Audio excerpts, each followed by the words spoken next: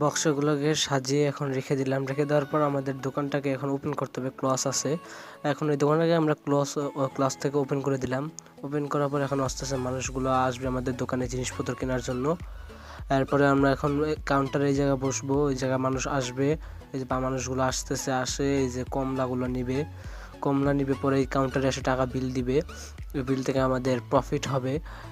আর এই জায়গায় আমাদের একজন আসে, একটা কমলা নিয়ে নিল, কমলা নিয়ে পরে এটাকে আমরা এখন নিলাম, তাই সে দিল, তাকে আমরা 19 টাকা 13 পয়সা এটা ঘুরাই দিতে হবে আমাদেরকে।